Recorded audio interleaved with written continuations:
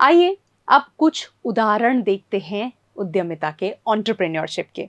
और ध्यान रखना ये, क्योंकि ये सारे आप जब देखोगे तो आपको बहुत सारे आइडियाज भी आएंगे। अगर आने शुरू हो आइडियाज तो लिख लेना, उनको उड़ने मत देना, क्योंकि उन्हीं में से शायद कुछ निकाल लोगे।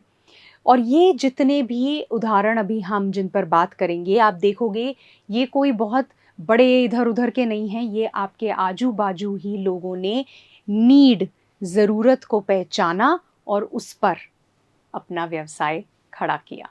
चलिए, तो सबसे पहला, लोकल फूड ट्रक। तो एक लोकल जो एरिया है वहाँ पर किसी शेफ ने, खाना बनाने वाले ने ये देखा कि लोगों की नीड है, ज़रूरत है, बहुत हाई डिमांड है, बहुत ज़रूरत है किस चीज़ की?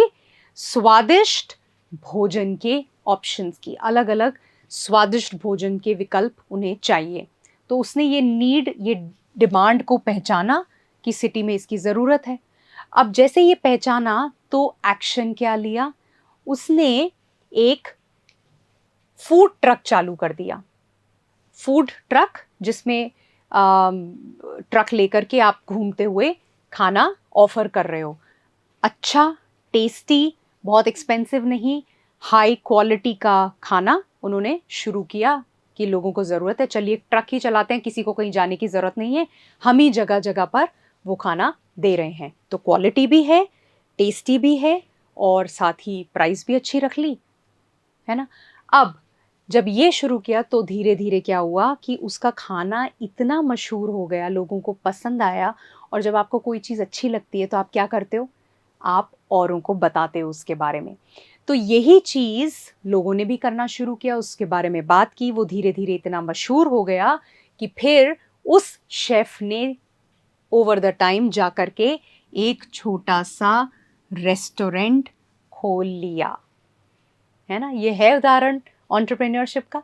फूड ट्रक से चालू किया, जहां पर ज़रूरत महसूस हुई, और अल्टीमेटली रेस्टोरेंट खुल गया।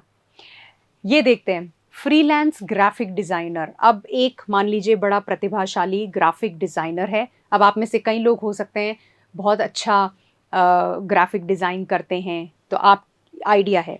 तो एक अच्छा ग्राफिक डिज़ाइनर, उसने ये देखा कि छोटे बिजनेसेस जो हैं उनको अच्छे डिज़ाइनर्स की ज़रूरत है।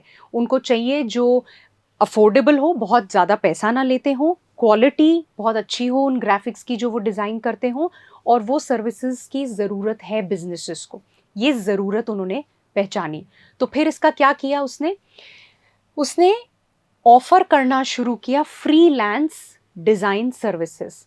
यानी कि घर से ही लोगो बना देंगे आपके लिए, आपकी वेबसाइट बनानी है वेबसाइट बना देंगे आपके लिए, कुछ मार्केटिंग के क्रिएटिव बनाने हैं, कोई फ्लायर बनाना है, कुछ लॉन्च होना है, कोई ऑफर आप दे रहे हैं, जो भी चीज़ें चाहिए वो सारा मार्केटिंग का काम, वो सारी सामग्री घर बैठे हम बनाना शुरू किया उन्होंने। और उससे धीरे धीरे क्या हुआ कि उसकी क्लाइंट लिस्ट बड़ी मजबूत हो गई। क्योंकि जब छोटे छोटे बिजनेस में एक ने किया, फिर दूसरे ने आकर के उससे शेयर किया, दूसरे व्यवसायी ने आके कहा, अरे यार आप कहाँ से करा रहे हो, मुझे भी बहुत ज़्यादा ज़रूरत है, मेरा लोगो डिज़ाइन करना है, मेरी मार्केटिंग का सामान, कल हमारा लॉन्च होना है। और फिर उसने कहा कि अरे मेरे लिए तो ये XYZ करते हैं, आप भी करा लो, आपको जमता है तो। और ऐसे करते करते कई सारे छोटे छोटे बिजनेस उनकी क्लाइंट की लिस्ट में, उनकी ग्राहकों की लिस्ट में शामिल हो गए। और करते करते अल्टीमेटली उन्होंने डिज़ाइन स्टूडियो खोल लिया, और साथ में एक छोटी टीम भी रख ली, क्योंकि अब काम बढ़ने लगा, है ना। एंटरप्रेन्योरशिप। एक और बहुत खूबसूरत एग्जाम्पल, हैंडमेड ज्वेलरी। अब अगर एक इंडिविजुअल, एक इंसान, उन्होंने देखा कि मेरी जो डिज़ाइंस हैं उसको पसंद भी है, शौक है, उसकी डिज़ाइंस बड़ी अलग हैं। उसने कहा कि ज्वेलरी बनाने का मुझे बहुत शौक है, और मेरी जो डिज़ाइन है वो बड़ी यूनिक है, लोगों को पसंद भी आती हैं, क्योंकि अलग तरह की कुछ डिज़ाइंस हैं।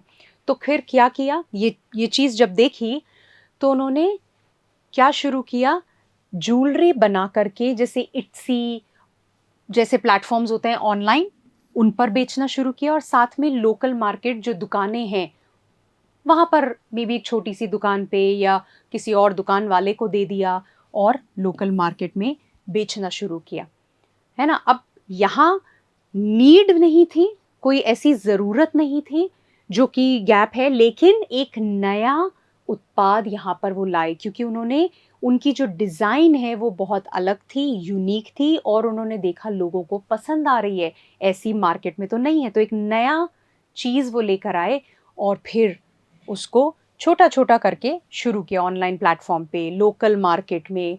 और धीरे-धीरे क्या हुआ, जैसे-जैसे वही बात एक से दूसरे तक, दूसरे से तीसरे तक, अरे ये कहाँ से ली? बड़ी खूबसूरत है, वहाँ की ज्वेलरी देखी क्या? वहाँ के गहने देखे क्या?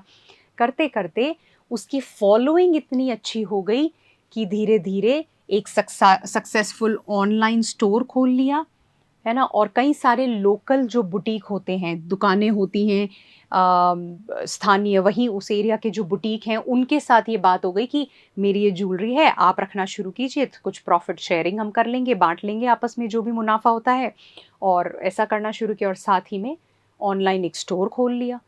तो कम खर्चे के अंदर और एक व्यवसाय शुरू हो गया। ट्यूटरिंग सर्विस, अब एक कॉलेज के स्टूडेंट ने जो कि मैथ्स में बहुत अच्छा है, उसने ये देखा कि कई सारे हाई स्कूल के बच्चे हैं जो परेशान होते रहते हैं, जिनको चाहिए कोई हमें मैथ्स सिखा दे, कोई हमें गणित पढ़ा दे। तो उसने ये देखा कि यहाँ पर एक ज़रूरत है और उस ज़रूरत को पहचानते हुए क्या किया, उसने एक ट्यूटरिंग सर्विस चालू की, जिसमें उसने कहा वन ऑन वन, यानी एक अकेले भी मैं आपको पढ़ा सकता हूँ और या फिर ग्रुप वाला ऑप्शन भी है। तो अकेले या ग्रुप जैसे भी आप पढ़ना चाहते हैं, लेकिन मैं आपको गणित पढ़ा सकता हूँ और आपका बेहतर उसमें आपका कौशल हो सकता है, मैं मदद करता हूँ। अब धीरे-धीरे उससे क्या हुआ, उसका आउटकम क्या निकला, परिणाम क्या निकला कि वो काफ़ी अच्छी जानी-पहचानी हो गई, वो ट्यूटरिंग सर्विस, वो ट्यूशन की सर्विस जो है, कई लोगों को पता चला और वहाँ पर बच्चे आने लगे, कई पेरेंट्स अपने बच्चों को भेजने लगे। तो जैसे-जैसे वर्ड ऑफ माउथ जैसे-जैसे स्प्रेड होता है, फैलती है खबर, तो धीरे-धीरे उससे सर्विस एक्सपैंड हो गई और भी ट्यूटर आ गए, दूसरे सब्जेक्ट्स और भी जो सब्जेक्ट्स हैं, उनकी भी ट्यूशन शुरू हो गई और एक बड़ा सेंटर टाइप बन गया। ये एक और एग्ज़ाम्पल है फिटनेस ट्रेनर। अब एक जना जो कि फिटनेस को लेकर बहुत एक्साइटेड, बहुत कमिटेड, खूब अपनी फिटनेस पर ध्यान देना, है ना? वो जने ने ये देखा कि अच्छी प्राइस पे, कम कीमत पर, अफोर्डेबल कीमत पर पर्सनल ट्रेनिंग सर्विस उस एरिया में नहीं है। या तो बहुत एक्सपेंसिव है, महँगी है या फिर कोई अच्छे ट्रेनर ही नहीं है। जिम खोल के बैठे होंगे पर वो उतने अच्छे नहीं हैं। तो ये ज़रूरत है कि लोग चाहते हैं कि पर्सनल ट्रेनर हो और पैसा भी अफोर्डेबल ले, कम ले। तो इस ज़रूरत को देखते हुए उन्होंने क्या किया, उन्होंने पर्सनल ट्रेनिंग सर्विस ऑफ़र करनी शुरू की। कहाँ? अब मेरे पास अभी स्टूडियो तो है नहीं, या तो मैं खूब पैसा लगाऊँ, पहले स्टूडियो खोलूँ, पता नहीं है। तो क्या किया, पार्क के अंदर ही पर्सनल ट्रेनिंग देनी शुरू कर दी।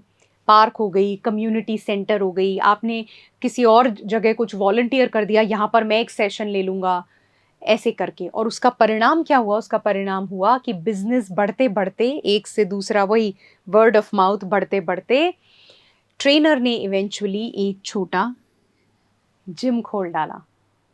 अब वो इंतज़ार कर सकता था कि नहीं कि 1 दिन पहले अपना जिम खोलूँगा तभी कुछ शुरू होगा। उसने इंतज़ार नहीं किया, उसने कहा शुरू करते हैं। और जैसे ही शुरू हुआ, कैसे? पार्क के अंदर ही। और फिर फैलते, फैलते, फैलते, फैलते आमदनी बढ़ी, पैसा आने लगा और अल्टीमेटली जिम खुल गया। अब ये आपके लिए प्रश्न है, सोचना। सविता है जो कि एक हाउसवाइफ है, उसको कुछ एक्स्ट्रा पैसे ज़रूरी हैं, उसके बच्चे के ट्यूशन की फ़ीस के लिए कुछ और पैसों की ज़रूरत है, अतिरिक्त धन की आवश्यकता है। तो सविता ने सोचा कि कहाँ से ये मैं धन अर्जित कर सकती हूँ? तो उसने ये देखा, अब यहाँ पर है ज़रूरत को पहचानना, तो उसने ये देखा कि आफ्टरनून, दिन के वक़्त स्कूल कॉलेज से निकलते हुए बच्चे, पास ही में कॉलेज है, वहाँ से जो बच्चे निकलते हैं वो बहुत थके हुए होते हैं, और अगर मैं उनको नींबू पानी, ताज़ा नींबू पानी और समोसा बना करके बेचूं तो कैसा रहेगा। तो उसने ये शुरू किया, नींबू पानी और समोसा उन बच्चों को जो कॉलेज से निकल रहे हैं, थके हारे, पसीने से भरे हुए, ड्रेन्ड आउट, तो नींबू पानी मिल रहा है, समोसा मिल रहा है और वो बेच रही है। अब आपके लिए प्रश्न ये है कि जितना भी अभी आपने एंटरप्रेन्योरशिप या उद्यमिता के बारे में समझा, क्या सविता एक उद्यमी है? क्या वो एक एंटरप्रेन्योर है? 5 सेकंड लीजिए, सोचिए, फिर हम इस पर बात करेंगे। आपका जो भी जवाब है वो लिख लीजिए। क्या सविता, जिसने एक ज़रूरत को पहचाना, देखा, अपना एक प्रोडक्ट लाई, नींबू पानी, समोसा, वो बेचना शुरू किया, क्या वो उद्यमी है? बिल्कुल। अगर आपका जवाब है हाँ, तो वो बिल्कुल सही है, क्योंकि सविता ने एग्जैक्टली वही किया, एक ज़रूरत को पहचान कर, और वहाँ पर अपनी सेवा, अपना उत्पाद वो लेकर आई और वहाँ से धन आने लगा, इनकम होने लगी। तो यही उद्यमिता है। आपने कोई ज़रूरत को पहचाना, उसको किस तरीके से अब आप इंट्रोड्यूस करेंगे, उसको शुरू करेंगे, क्या उत्पाद लाएंगे, क्या सेवा देंगे, वो देखा और फिर शुरू कर दिया। ये जितने उदाहरण आपने देखे, इन सब में बहुत ज़्यादा पैसों का इन्वेस्टमेंट की ज़रूरत नहीं थी, बहुत सारा पैसा लगाना पड़े ऐसा नहीं था, है ना। लेकिन अलग अलग जो व्यवसाय होते हैं उसमें अलग अलग ज़रूरत होती है पैसों की। लेकिन जब आप पूरी प्लानिंग करते हैं, जो हमने देखा कि आइडिया हमने समझा, लेकिन आइडिया के बाद उस व्यवसाय की पूरी प्लानिंग, क्या मॉडल होगा, वो ये सब देखना ज़रूरी है। तो हर व्यवसाय के लिए अलग होता है। आपका आइडिया ऐसा हो सकता है जो आप ये सोच सकते हैं कि ये आइडिया है, लेकिन इसको शुरुआत कहाँ से करूं। इन सब के अंदर किसी ने सीधा जिम, सीधा रेस्टोरेंट, सीधा नहीं किया। उन्होंने कहा शुरुआत कहाँ से करें, और शुरुआत के लिए एक बढ़िया सा तरीका देखा, वहां से शुरुआत हुई। जैसे ही प्रसिद्धि फैलने लगी, मशहूर हुए, उसको जो धन आया उसको यूज करा एक्सपैंड करने में, बढ़ाने में। ये उद्यमिता है। मैं आशा करती हूँ इस सेशन के अंदर आपको बेसिक, फंडामेंटल, जो बिल्कुल मामूली तौर पर समझना है कि एंटरप्रेन्योरशिप या उद्यमिता क्या होती है, उसमें क्या क्या चीज़ें आती हैं, वो आपको समझ आया होगा और इन उदाहरणों से आपको क्लियर हुआ होगा। और आप ये भी देख पा रहे होंगे कि आपके इर्द गिर्द कितने सारे हैं, अच्छा ये उद्यमी हैं, अब आप देख पा रहे होंगे। तो मैं तो ये कहूँगी, अगला सेशन देखने से पहले आप लिस्ट करना कि इनके अलावा आपके इर्द गिर्द, आपके एरिया में कौन कौन से उद्यमी अब आपको नज़र आ रहे हैं, छोटे बड़े, जो आपको लगता है कि हाँ इन्होंने ये शुरुआत की और ये व्यवसाय कर रहे हैं, ये उद्यमी हैं। आपकी अंडरस्टैंडिंग, आपकी समझ उद्यमिता को लेकर और बेहतर होगी। तो अगले सेशन के अंदर हम इसी पर आगे चर्चा करेंगे, बहुत सारी और जानकारी इस पर लेंगे। तब तक के लिए आप पता करिए अपने एरिया के अंदर, और हो सके तो उनसे बातचीत भी करिए। मिलती हूँ आपसे अगले भाग में। आशा करती हूँ मज़ा आया होगा। नमस्कार।